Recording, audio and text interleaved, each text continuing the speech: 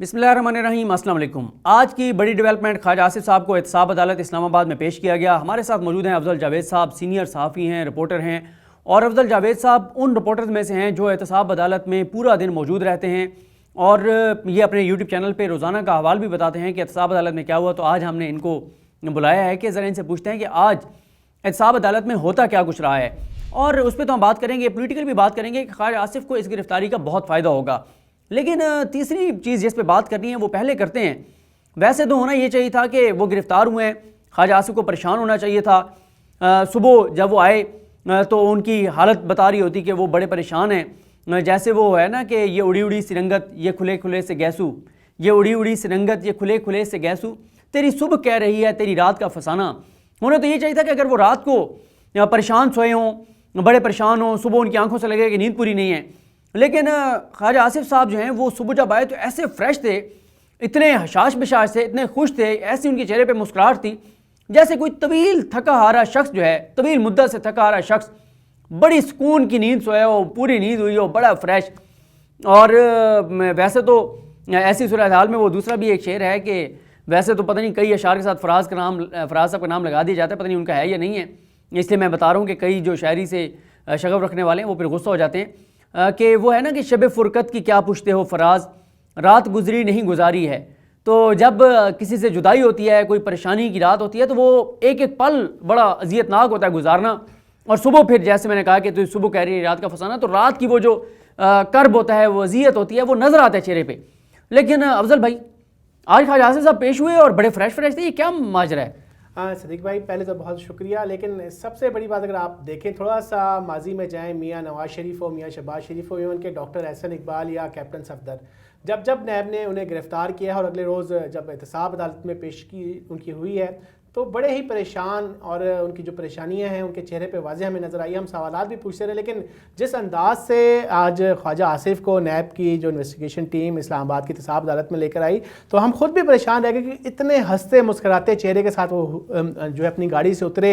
और सबसे बढ़कर कहके लगाते हुए मुस्लिम लीग नून के जो सीनियर रहनुमा थे, मरियम औरंगज़ेब हो, राना सनाउल्लाह हो, डॉक्टर एहसन इकबाल, उनके साथ गप्पे लगाते गए जो नैब के प्रोसिक्यूशन का कमरा है वहाँ तक। लेकिन जो हमें इन्फॉर्मेशन बड़ी पता चली, बड़ा प्रोटोकॉल दिया गया है ख्वाजा आसिफ को। जब नैब के मेहमान ने, नैब रावलपिंडी का जो दफ्तर है इस्लामाबाद के मेलोडी ऑफिस में था, तो वहाँ पर पूरा SOPs का ख्याल रखा गया। ख्वाजा आसिफ के जिस सूटेड बूटेड तरीके से उन्हें जहाँ लाया गया था, उसी अंदाज से, उसी शाहाना तरीके से उन्हें इस्लामाबाद की एहतसाब अदालत में लाया गया। और सबसे बढ़कर ये शर्तें लगाई जाती रहीं कि ख्वाजा आसिफ साहब इस्लामाबाद की एहतसाब अदालत में कौन सा ड्रेस पहन के आएंगे, आए कि वो सूटेड बूटेड तरीके से आएंगे या फिर शलवार कमीज के साथ मफरल लगा कर आएंगे। ये मुस्लिम लीग नून के रहनुमाओं की जानिब से शर्तें लगाई जाती रहीं। और जब वो आए, वो पहुँचे और कह के लगाए गए बाकायदा ऊँचे ऊँचे, किसी को कोई फिक्र नहीं थी कि ख्वाजा आसिफ को नैब ने गिरफ्तार किया। ये मामला तो पीछे चले गए, लेकिन जिस अंदाज से गप्पे लगाई जा रही थी, इस चीज़ से तो ज़ाहिर हो गया कि ख्वाजा आसिफ साहब बहुत खुश दिखाई दे रहे थे और बड़े पुरस्कून दिखाई दे रहे थे कि जिस चीज़ से मुझे लगता है वो जान छुड़ाना चाह रहे थे, बिलाखिर वो हो गई। और शहबाज शरीफ की तरह वो भी अब नैब के मेहमान बन गए। लगता है कुछ लंबे अरसे के लिए वो नैब के मेहमान बनेंगे। देखें 90 दिन तक तो वो अब जिस्मानी रिमांड पर रहेंगे। 90 दिन तो खैर उनकी ज़मानत हो ही नहीं सकती। नैब के कानून के मुताबिक जो है वो जब जुडिशल होंगे, जब उनको नैब के जिस्मानी रिमांड से जेल भेजा जाएगा, तब वो ज़मानत की अप्लाई कर सकते हैं। इसलिए अगले 90 रोज़ के लिए तो आप बेफिक्र रहें, ख्वाजा आसिफ सब साइड पे होंगे और वो बड़े खुश होंगे, क्योंकि इस वक्त आ गया था इधर या उधर का, या आप इधर रहेंगे या उधर रहेंगे। और दूसरा, ख्वाजा आसिफ साहब पे इसलिए भी सवाल उठ रहे हैं कि ख्वाजा आसिफ साहब एक तरफ तो बड़े तकरीरें कर रहे थे फ़ौज के ख़िलाफ़, बाद में पता चला कि इलेक्शन की रात उन्होंने आर्मी चीफ को फ़ोन किया था कि सर जी, या मैसेज किया था व्हाट्सएप पे कि सर जी मैं हार रहा हूँ और मेरे साथ धांधली हो रही है, मैं बहुत परेशान हूँ। और जो आज सिविल सुप्रीमेसी की बात करते हैं, जो आज सिविल गवर्नमेंट को एम्पावर करने की बात करते हैं, उस वक्त उन्होंने इलेक्शन कमीशन को फ़ोन नहीं किया, निगरान वज़ीर आज़म को फ़ोन नहीं किया, निगरान किसी और अहदेदार को फ़ोन नहीं किया, फ़ोन किया तो आर्मी चीफ को फ़ोन किया। तो ये भी सवाल उठ रहे हैं कहीं अब भी उनके पास नंबर तो सेव होगा, कहीं अब भी किसी और नंबर पे फ़ोन करके उन्होंने खुद को गिरफ्तार करवाया, और ये ना हो साल बाद कहीं से पता चले कि इन्होंने तो खुद ही कहा था। जैसे एहसन इकबाल जब नवाज शरीफ वापस आए थे 2007 में, तो उन्होंने खुद ही अपने आप को गिरफ्तार करवा दिया था। खैर आगे बढ़ते हैं। अफजल भाई ये बताएं कि आपका क्या ख्याल है कि इस वक्त उनको पॉलिटिकली कितना फ़ायदा होगा इस गिरफ्तारी से?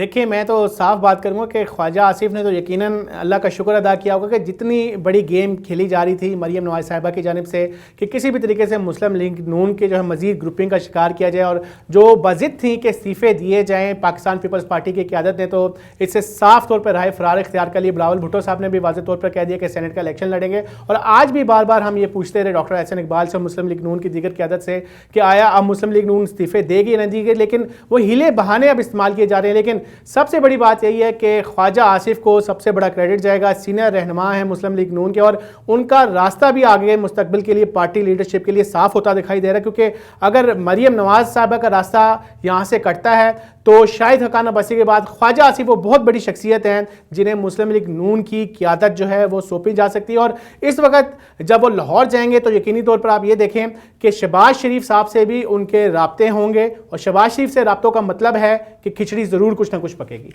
बिल्कुल ठीक है। अब ज़रा अफजल भाई ये बता दें कि आज कमरा अदालत का माहौल क्या था, सवालात क्या हुए, बातचीत क्या हुई, कमरा अदालत के अंदर कितनी देर बैठे रहे ख्वाजा आसिफ साहब और जज साहब ने क्या कहा, कितनी देर की कार्रवाई हुई, वो ज़रा सारा हमें कर बता दें। अदालती कार्रवाई तो तकरीबन सिर्फ सदीक में 7 मिनट तक जो है अदालती प्रोसीडिंग जारी रही, लेकिन चूँकि साहब अदालत नंबर 1 के जज मोहम्मद बशीर साहब जो है मोहम्मद बशीर जो है कुछ लेट थे और आधा घंटा तखीर से अदालत जो है आए 10 बजे का टाइम रखा गया था, लेकिन 10:30 बजे जो है वो अदालत पहुँचे।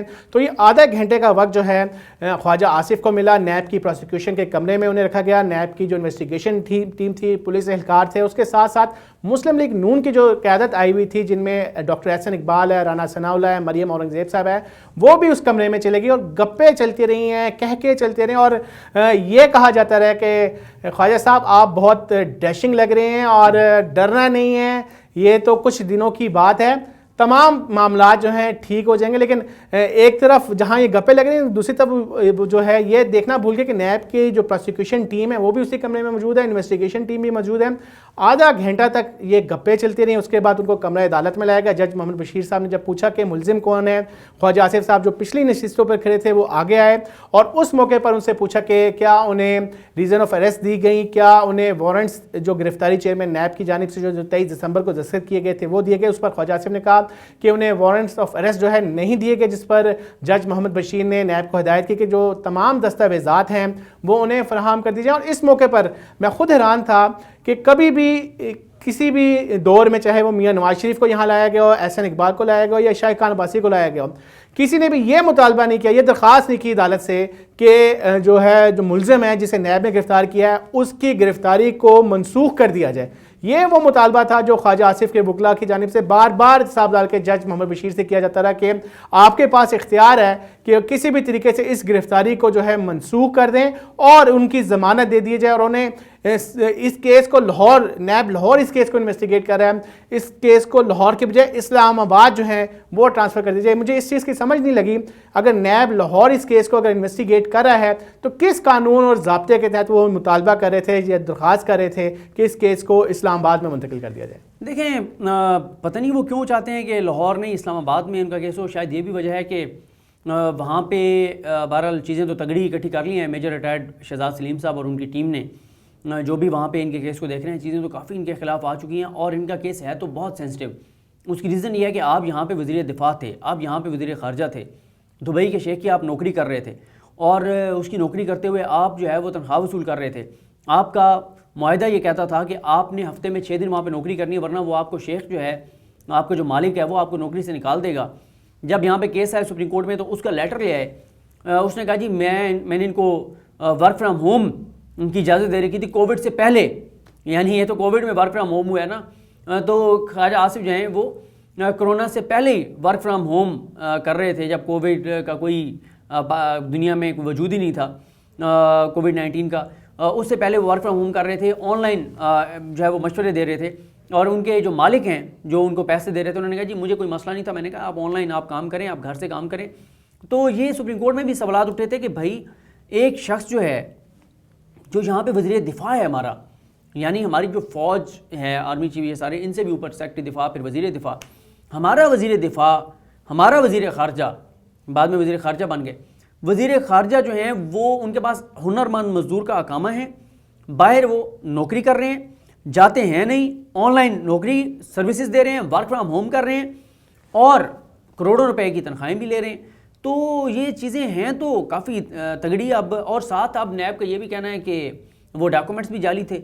और यहाँ पर मैं एक चीज़ बताता चलूँ कि इस वीडियो के बाद आप देख सकेंगे कि अदील वड़ाई साहब मुकम्मल तफसीलात के साथ इसी यूट्यूब चैनल पर आपको siyaset.pk के चैनल पर बताएंगे कि उनके ऊपर इल्ज़ामात क्या क्या हैं, क्या क्या मज़ीद चीज़ें जो हैं वो सामने आई हैं। तो अफजल जावेद साहब, आप क्या जो है वो आप देख रहे हैं कि अब आगे ये केस किस तरह से चलेगा? देखें जी कि जब नैब की जानिब से अदालत से इस्तः की गई थी कि राहदारी रिमांड दिया जाए और जज साहब ने कहा कि कल तक ख्वाजा आसिफ को जो है ट्रायल कोर्ट के सामने पेश किया जाए। नैब की टीम फौरी तौर पर कोर्ट ऑर्डर लेने के बाद लाहौर रवाना होगी। इस वक्त ख्वाजा आसिफ जो है नैब लाहौर की कस्टडी में है। बताया जा रहा है कल सुबह जो है उन्हें लाहौर की जो एहतसाब अदालत है उसमें पेश किया जाएगा और अदालत से इस्तः की जाएगी कि अब जो है इनका जो जिस्मानी रिमांड है वो दिया जाए। जो सवालात पूछे गए थे जिनका जवाब देने से ख्वाजा आसिफ साहब इनकारी है कि वो कौन से ज़राए हैं जिनके ज़रिए उन्होंने इतने आमदन से ज़ायद असासे बनाए। और सबसे बढ़कर सिद्दीक भाई आपको बताऊं कि इसमें मनी लॉन्ड्रिंग का जो एक्ट शामिल किया गया ये बहुत खौफनाक है। यानी कि ख्वाजा आसिफ साहब भी उसी ट्रैक पर चल रहे थे जहां साबिक सदर आसिफ अली ज़रदारी चलते रहे। मनी लॉन्ड्रिंग के इल्ज़ामात का उन्हें सामना रहा और अब ख्वाजा आसिफ के लिए ये बहुत ज़्यादा मुश्किलात होगी। अगर खाली सिर्फ नैब ऑर्डिनेंस की जो सेक्शन लगती तब तक जो ख्वाजा आसिफ के लिए बाहर आना आसान था, लेकिन अब चूँकि इसमें मनी लॉन्ड्रिंग की भी सेक्शंस लगी हैं, उनके ऊपर जो अरेस्ट वारंट जारी किया गया chairman NAB justice Javed Iqbal की जानिब से, तो उसके बायस अब मुझे लगता है कि ख्वाजा आसिफ का मुस्तकबिल करीब में बाहर आना मुझे बिल्कुल नहीं दिख रहा है। जी बहुत शुक्रिया। आपने सुना अफजल जावेद साहब से। जब ट्रायल कोर्ट में इस तरह की प्रोसीडिंग होगी, ये अपने यूट्यूब चैनल पे तो करते ही हैं, आप इनका चैनल ज़रूर देखिए, लेकिन हम इस प्लेटफॉर्म से भी इसी तरह से ऐसे रिपोर्टर्स के इंटरव्यूज़ करते रहेंगे कि जो रिपोर्टर्स खुद फील्ड में मौजूद होते हैं, ग्राउंड पर मौजूद होते हैं, कमरा अदालत में मौजूद होते हैं, उनसे इस तरह के इशूज़ पे हम बात करते रहेंगे। लिहाजा ये चैनल देखते रहिए। मुझे अपनी दुआ में याद रखिए, हम सबको अपनी दुआ में याद रखिए। अल्लाह हाफ़िज़।